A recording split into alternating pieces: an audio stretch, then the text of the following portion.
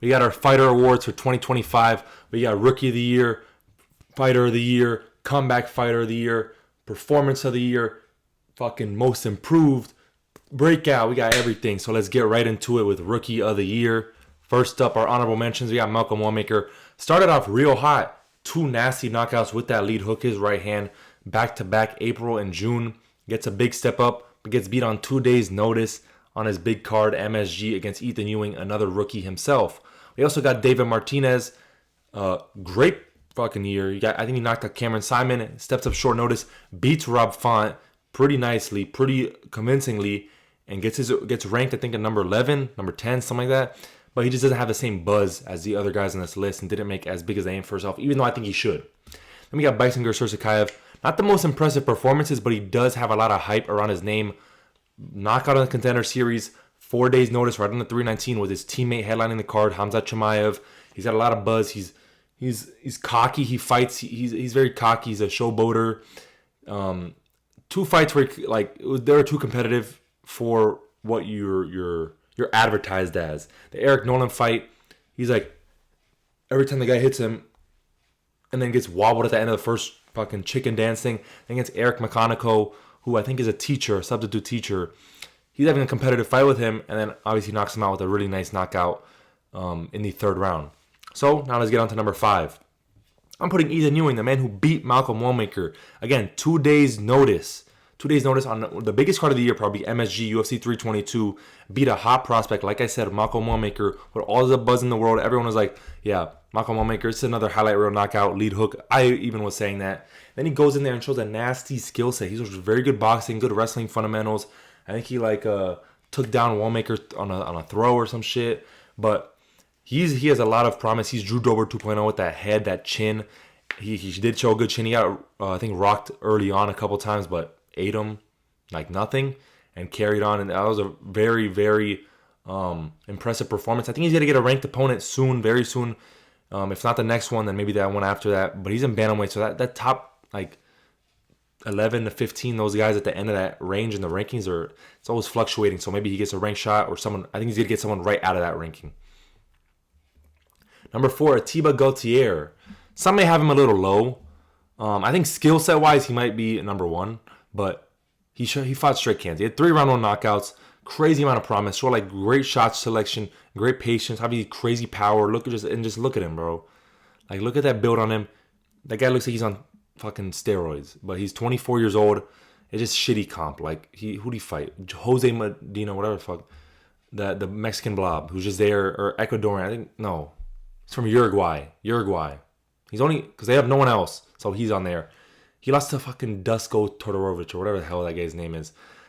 And then he fought Robert Valentin, who's lost to a shit ton of people. And then he fought Tristan Vines, who was literally looked like 2 weight classes below him and looked scared. It was an embarrassing performance. I felt bad at watching that because, I mean, you do this for a living and then you go put up a boring performance on, and you're fighting this guy, literally middleweight Ngannou. I think he has a lot of promise, but just based on the competition he fought, I could not put him higher. And number 3, Alexander Topuria. Obviously, he has a Topuria surname. Showed 2 nice wins. He had Kobe Thicknesse, who's kind of a can. But he had Beksa Amakano, was a really nice performance. No finishes. It's just decisions. But he's extremely skilled. Probably by far the most skilled guy on the list. He has the boxing fundamentals. He has the IQ. That's a big thing. He has a lot of IQ. He has very nice takedowns. I think he hit a throw. I think it's like a judo throw or some shit. I don't know. But had a judo throw over Bekzat or something where he had his head. He didn't even have a proper grip or placement and just threw him over. Really, really nice fundamentals when it comes to the boxing, the striking, the kicking. I think he had pretty nice low kicks as well in his fight with Bekzat. And again, the fight IQ is a separator. He coaches Ilya, and I think I think he should get a ranked opponent next, maybe a 12 through 15 guy, 11 through 15. I think get him up there quick because he's also only 29. He had a big gap in his career as well. I think 8-9 years or something like that, 7 years, because he was just coaching Ilya.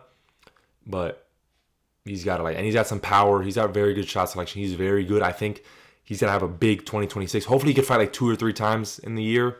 because I know Ilya's gonna be out for a little bit. So and then him and Ilya, when one's in camp, the other's helping. They're never in camp at the same time. So hopefully we see him like 2-3 times before Ilya fights. Hopefully twice, maybe get him in there like March and then like June, July. But Ilya might fight. I think Ilya's fighting June, July. So we'll see about that. I think Ilya's probably gonna fight once next year. So maybe Alexandre gets in there twice. Number 2, Kevin Vallejos. 3 really nice wins. He had 2 knockouts. I think he knocked out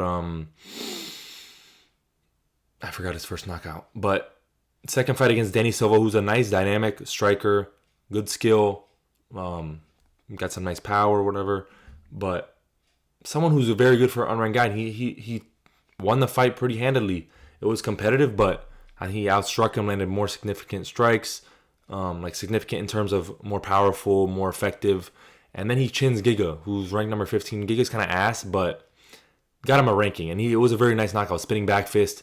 And that was brutal. He had like Giga's arm spin behind him. He's like, and Giga looks like those, Giga looks like those inflatable chickens that you squeeze and they make that noise. I've always thought Giga looked like that. But yeah, I mean, Kevin Vallejos showed, obviously he has a little storyline with Gene Silva, so he could get a big fight soon with him, depending on how Gene Silva does 324, which I think he's going to brutalize Arnold Allen, sadly, like Arnold, but it's a bad matchup for him. And Kevin Vallejos, again, probably the second most skilled guy on this list. Up there. He's up there. But I'm excited to see what he does. Maybe he gets a Josh Emmett next. I think it'll be a very fun fight. Someone in that 10 to 15 range. And then number 1, my rookie of the year, Killing fucking Salkiel, mate. 3 amazing wins. He took 19 seconds to redeem it back in his debut against Anshul Jubli, a meme KO, but nasty. And then he showed a good amount of versatility against Yana Ashmuz, who was a guy who was supposed to go in there and out-wrestle him and out-grapple him. And he did that to him. And Yana Ashmuz is a great fighter. Not great fighter. He's a good fighter. And it was supposed to be a pretty... People thought Quinlan Salkiel was going to lose. He won using his wrestling, using his grappling, which people thought was going to be the opposite. It was going to be vice versa. And then goes in there against Nasrat Hakparas, who was a win over Esteban Ribovics, coming off a win over Esteban Ribovics, who's right outside the rankings, been around for a while. Knocks him out in the first round with KO of the year contender. Absolutely nasty. I think he's going to have a big... Who's he fighting? He's fighting Jamie Malarkey now. He's supposed to fight Rong Ju, but now he's fighting Jamie Malarkey. And I think he's going to get him out of there in the first round. Jamie Malarkey's too chinny for a guy like Salkiel. Salkiel's a big fucking lightweight. He's got to get him out of there. And he needs a ranked opponent after. I want him to see him get a ranked... Lightweight's very stacked outside the rankings. So maybe you get him in there. Because I think Manuel Torres just got number 13. Faraz Diam just got number 15. So you could do him against like a fucking... I don't know. Someone outside the rankings. Maybe a Ribovics. Again.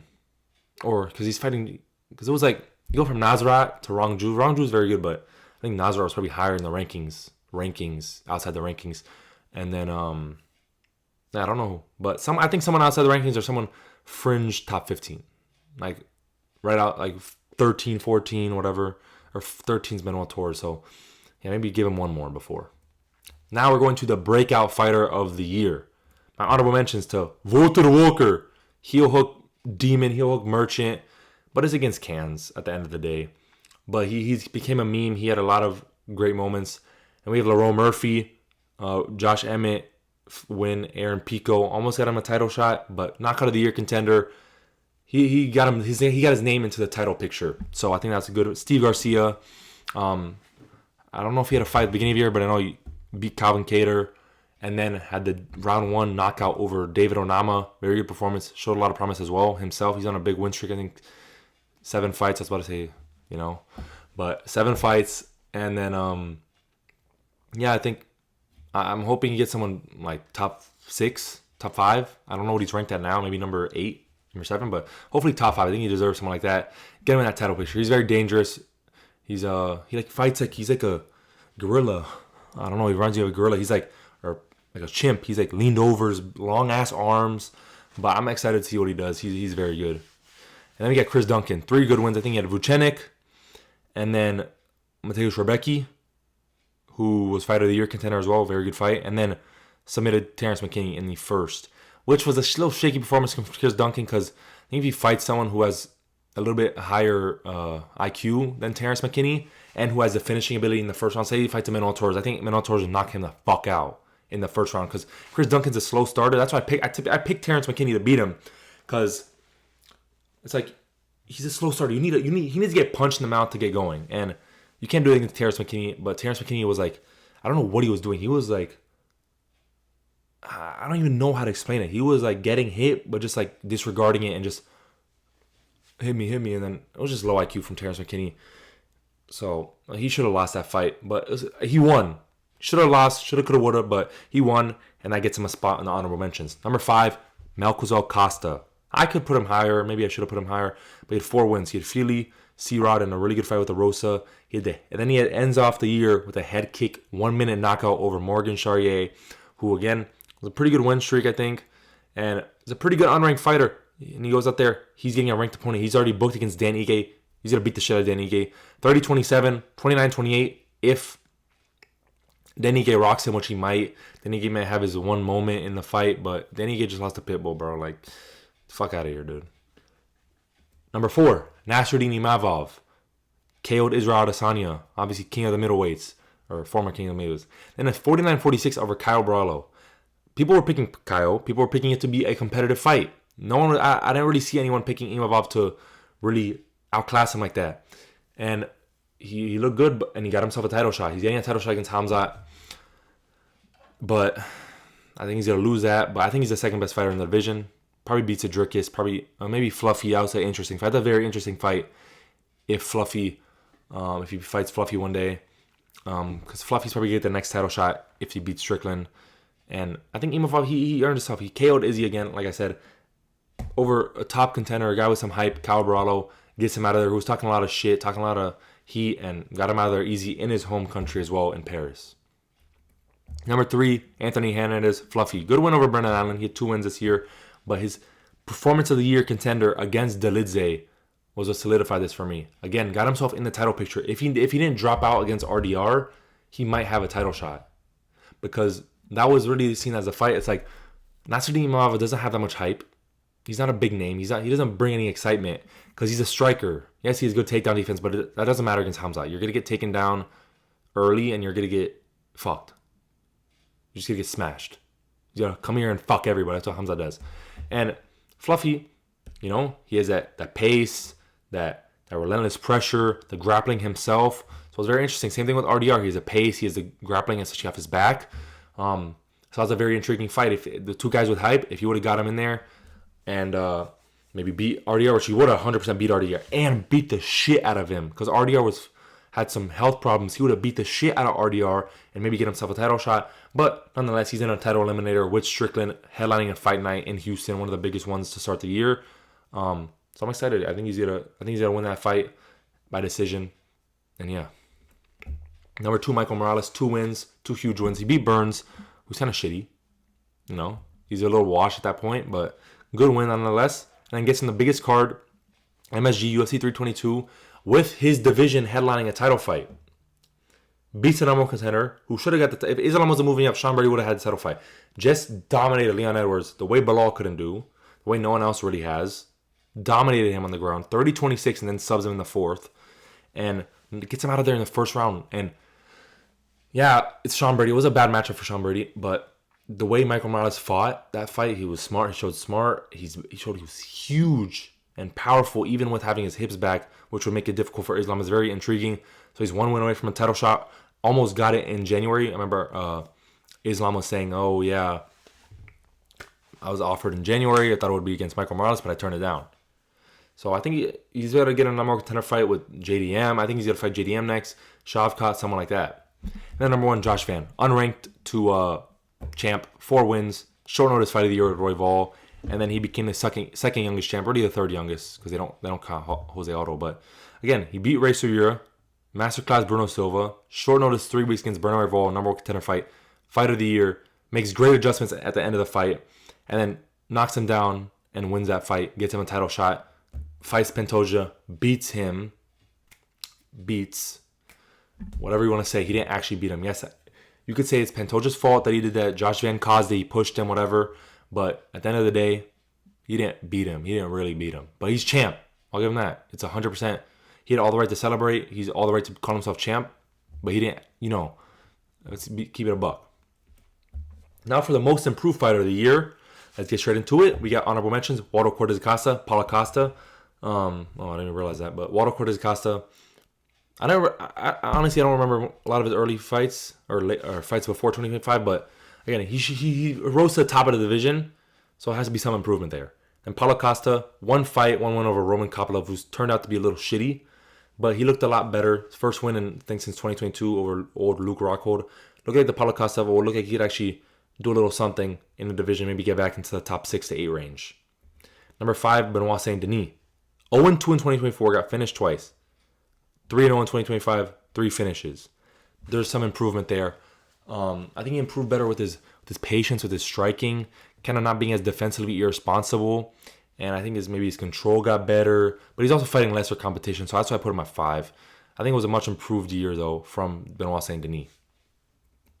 Then Bo Nickel. Finished in May by RDR, by knees. Then he gets a nasty head kick knockout at 322. And the thing with him, it was all on the feet. We didn't see any of his ground game, like his grappling. Obviously, he has great wrestling, but the grappling, I want to see a little bit more of that against someone who's dangerous off their back, on top, or whatever, maybe with the submissions, who could threaten him as well. I want to see that more. Like, see how he's improved with that and what he could do. But he didn't look like a bot on the feet. He actually looked better with his striking. He wasn't just fucking flinging overhands. And who the fuck thought Bo Nickel would head kick Rodolfo Vieira? I thought it was a big decision. I did not expect him to head kick knock out him. So, again, he improved in the striking. Did not look like a bot this time around. Then Yuri Prochazka at number 3. He went from that fight with Alex Pereira in 2024, 303. I was just watching it again today because UFC did a rerun live yesterday. I was like, who does that to Yuri? But Yuri looked like shit. He did not look like the same Yuri we have today. I think Alex Pereira still beats him, but no one else does in the division. Only maybe Azamat Murzakanov could give him trouble early. You would have to get him out of there early, though, because once Yuri builds into the fight and he feels you and like he feels your power, like he says, and you're fucked. So, and then again in this fight, it really was in the Jamal fight. His head movement, his speed, his distance management, all looks better. The distance was more so in the Khalil fight, I felt, at certain points, but not really. It's mainly the head movement, and the defense, putting his hands up, but the head movement was.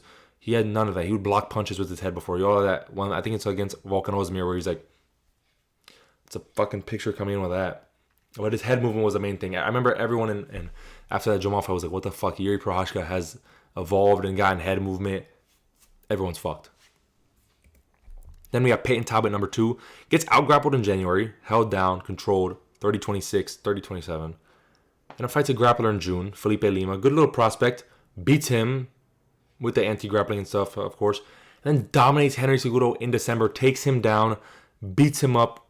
And Henry Cejudo is not the same level of grappler, MMA grappler, as Raoni Barcelos. But again, he showed a lot of improvement in the ability to scramble, defend takedowns, as he didn't have in January.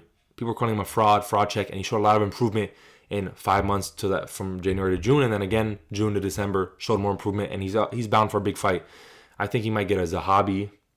Maybe he gets a Corey Sanhagen. I'd love to see that. And he beats, if he gets a Cheeto, I know they're trying to make Cheeto versus David Martinez.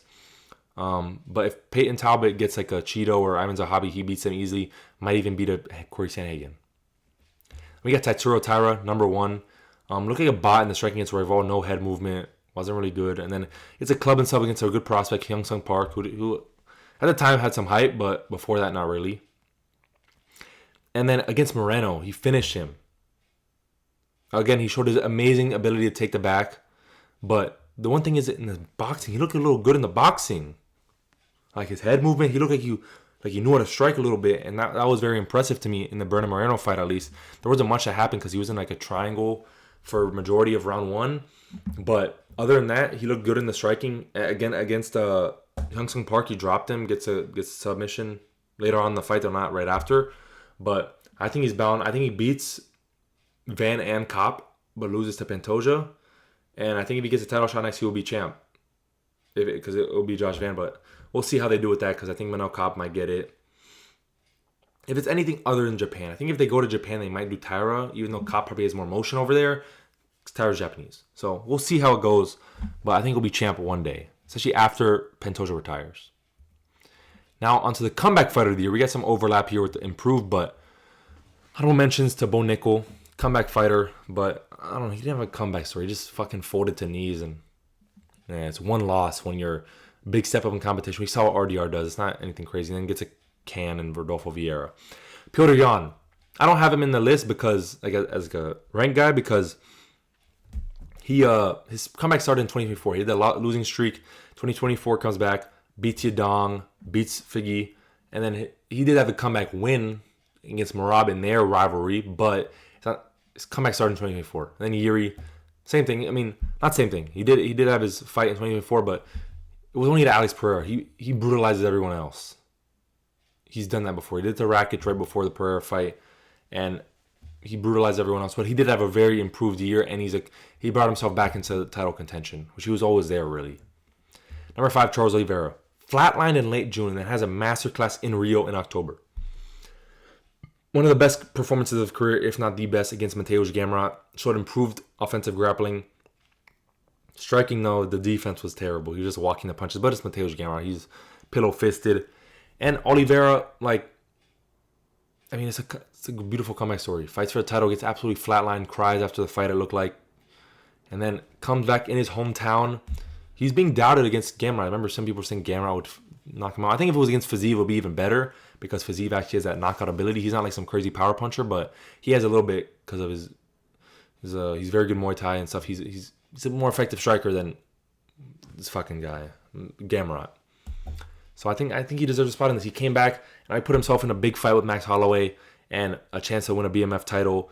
And a lot of people are picking him to win. He's headlining a pay-per-view. Then 4, Alex Pereira. He loses in March with a bad performance. He looked like shit. He looked washed. And we found out it was due to injury. It was still a close fight, but he looked bad. I was like, fuck, there's no way he went from that Khalil Roundtree fight, that 4th round against Khalil, 3rd and 4th round, to looking like that against Magomed Ankalaev. 11 strikes to the head. I was like, this isn't real. Some bullshit had to have happened. There was some fucking Arab witchcraft, Dagestani witchcraft that went on. But he found out it was norovirus, broken left hand, broken shin. In the fight with Magomed Ankalaev, number 1. He comes into the fight, second fight. And, bro, he looked so meaty. Compared to, he looked tanner and meatier. Those are two things that, that's exactly what happens when you're sick. You lose muscle, you're frail, and you look pale, but you look big and meaty this next fight. And goes out there, 80 seconds, performance of the year contender, dominates him, and that was the best moment of my year, personal or UFC, and that was crazy. Number 3, I got Volk and Usman tied. They hadn't won in years, and both 49-46 dangerous contenders. Volk's last one was 2023. Usman's was 2024. Usman was coming off 3 pretty bad losses. Tough losses, I'd say. Knockout, head kick, then a decision. And then the short notice against Hamzat, which he could have been a draw. Volk has 2 back-to-back knockout losses, really bad. Loses his belt in one of them. Both take huge layoffs over a year. And then come back 49-46 dangerous contenders. Volk puts on a masterclass against Diego Lopez, who's absolutely nasty. Just knocked out Gene Silva. And I think might knock out Volk in the rematch, bro. I'm worried. And then Usman goes against Buckley, who just showed great takedown defense to fight before against Colby. A lot of people were picking him to knock him out. I picked him to knock Usman out. And has a masterclass over 4 rounds. The 5th round was a little shaky, but job was done by then. Number 2, Peyton Talbot. Again, he's going to be on here again, but I'm just going to repeat what I said. He lost 30-26 in January, beat a prospect in June, and dominates Cejudo in December and becomes ranked and is on pace for a big shot. So many people are counting him out, calling him a fraud check, an industry plant, fucking Frank Ocean loosened his butt, whatever. But, look at him now. He's a contender. He has champ potential, in my opinion. I want to see him against a really good controlling grappler, though. And a dangerous striker. So I feel like he does get hit sometimes with some big shots. And I want to see him, because Felipe Lima and Cejudo are not the type of grappler to control you like Raoni Barcelos. I want to see him go up against someone like that and see what he can do. Then number 1, Benoit Saint Denis. KO'd and destroyed in 2024. Knocked out by Dustin and then gets 10-7 basically against Renato Moicano in his home country in Paris. Or France, I'm sorry. It was in Paris, but France's country, whatever. Then gets 3 great wins in 25. Copper Polak, whatever. It's a good win. A good comeback win. Get a submission. but then submits Mauricio Rufy. People were saying Benoit Saint Denis sucks on the feet. Mauricio Rufy would defend his takedowns. Those people were me. I'm motherfuckers. And goes out there, takes him down, face crank, second round submission, stops the hype on him. Then gets Benio Dariush, biggest card, 322, knocks him out, 16 seconds. Now he's on a big card again, 325, against Dan Hooker, which I think he's going to beat. I think it's a very winnable matchup for him. I gets him in the top 5. Next, he's looking at fights with a Max Holloway, a Charles Oliveira, a Gaethje Pimblett loser, an Armin. You could see those fights. He could be getting a really big name next. And I think he's going to beat Hooker and get a big name. Because he's just got to add to his hype. Because I think he's co-main of that fight. I think he's going to get a submission or a TKO via ground and pound. Probably a submission, I'd say. And he sets himself up. Now we got Unk of the Year. Ottawa mentioned the D-Rod. Had the Ponzinibbio knockout. Then beat Kevin Holland. But now he went to jail or some shit. Or he's backpacking in Peru.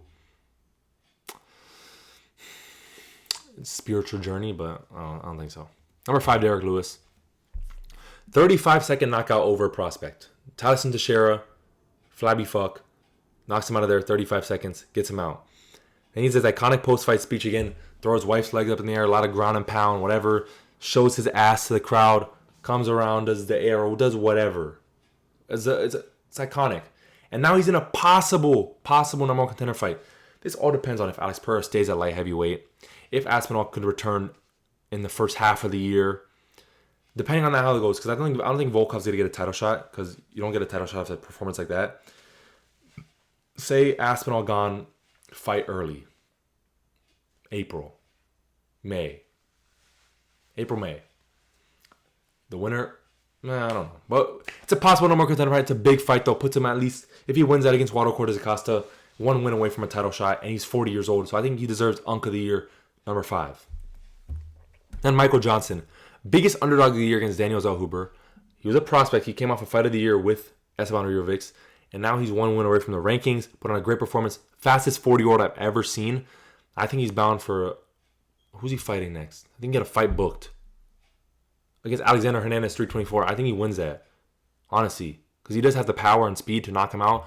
Alexander Hernandez, before he knocked out Carlos Diego Ferreira, I think it was Noche, he was getting pieced up. I was like, bro, this guy's getting knocked out. And then he finds a knockout shot literally 10 seconds later. I think Michael Johnson, 1 win away from the rankings. I think he gets to win and then puts himself in the rankings. Maybe gets a guy outside there, but maybe not. They might just give him to a prospect. Then Raoni Barcelos, 3 wins.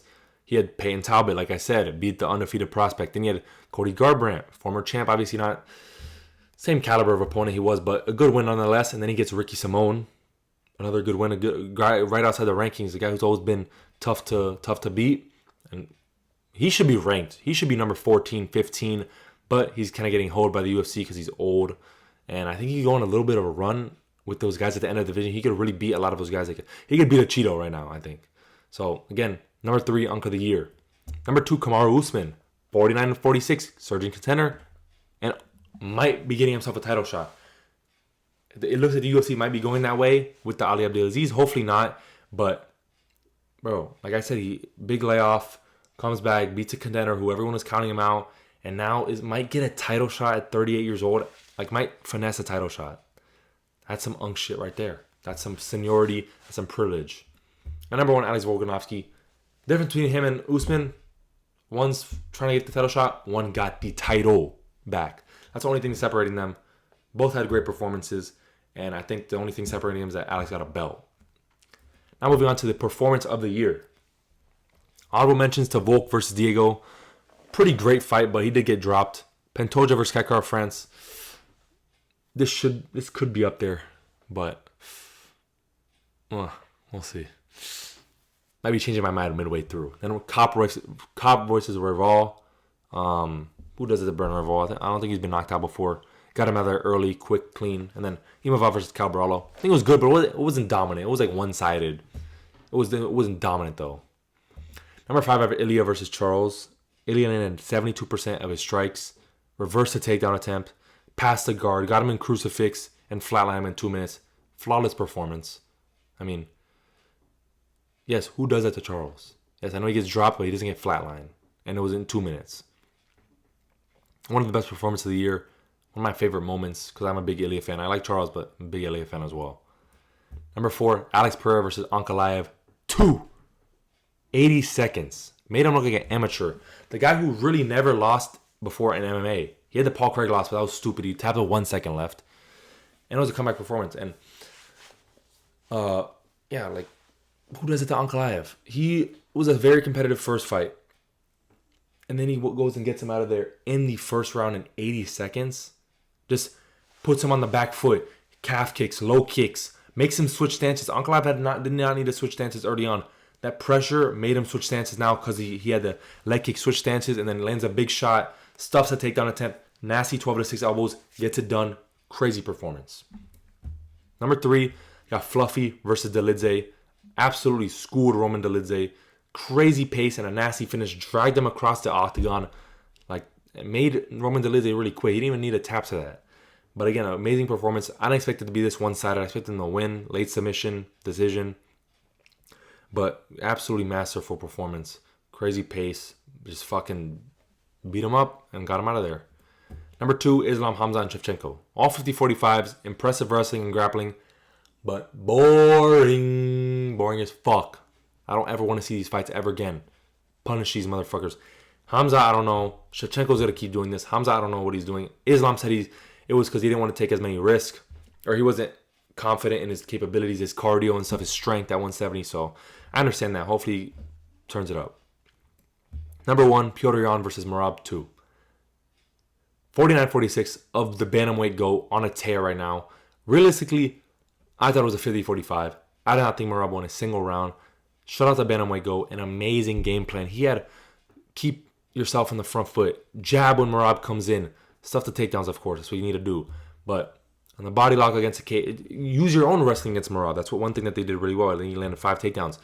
When he has you against a cage in the body lock, elbow those forearms, get them out. Because Merab's still human. Yes, he has crazy, inhumane cardio, but he's still going to feel it. If you're elbowing his fucking forearms, dude, you're going to feel that. It was an amazing game plan. The body work, that one kick in the third round where Merab's screaming. It was a perfect performance. I think Petr Yan wins the trilogy.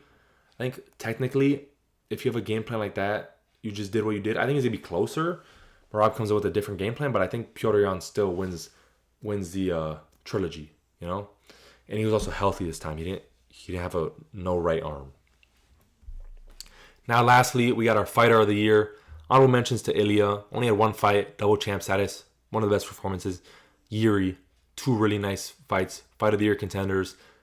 Again, crazy performances, knockouts, beautiful. Imavov, Izzy win, Kyle Brallo win. Great performances.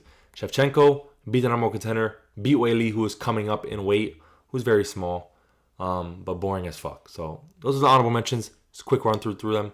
5, Petr Yan, beat Marcus McGee, and 50-45 Merab. One of the best performances of all time, not just of the year, of all time. I think he deserves a spot up here. Got his belt back. If he had maybe a better win, like if his win against Figgy was here, maybe instead of McGee, because McGee was ranked 13, hasn't really done much in the UFC. He maybe would have been higher. Number 4, Waldo Cortez Acasa. 4-1 in the year. He had the whole eye poke fiasco, which got him a lot of attention, got him his name like, oh, I could create some rivalry with Tom Aspinall. I just beat his teammate who just eye poked me the week after he got eye poked, saying he's never eye poked anyone in 33 pro fights, and then I knock him out. Then he goes short notice 3 weeks later against Shamil Gaziev. 3 days notice, 18-hour flight, knocks him out in 1 round. And now he's, like I said again, arguable number contender fight. Probably not, but arguable. He could get a Volkov, a Curtis Blades after this. So he could do some good things in 2020, 2026. Number 3, Islam Makhachev. Defended his lightweight title against Moicano, both short notice, but then goes up 15 pounds, 50-45 JDM, and is now a 2-division champ. Stellar 2025. Again, I think if he beat Armin, I'd put him number 1, but I think the quantity's lacking. The quality's there because that 1 win at welterweight, but the quality is not there as much as the 2 other guys. Number 2 is Joshua Van. I have his, yes, Islam had better wins, better real wins, but I think, like I was saying, it's kind of goes against what I said, but I think Joshua Van, going from unranked to champ, 4 wins, short notice fight of the year against Royval. And he didn't really beat Pantoja, but he did get the belt he did technically beat him, but I mean, that's a crazy year. Breakout fighter, put his name on the map and became champ, third youngest champ in UFC history, basically second. So I think he deserves a spot up here, and he's gonna I'm excited to see his next fights. I think he loses to every top contender though. I love Josh Van, but I think Tyra is gonna be able to take his back like Pantoja, and Koff's gonna knock him out. Sadly, I love Van, but it's the harsh reality. And number one, a no-brainer, Merab Dvalishvili. I don't give a fuck that he lost. He had 3 great defenses, 3 in a calendar year, tied the record, and went for history, which no one has ever done before, and goes for a 4th title defense in a calendar year. And it was still a banger fight. So it wasn't like he got completely like bullied. It was pretty dominant, but it was a great performance from Petr Yan, a great fight from Merab.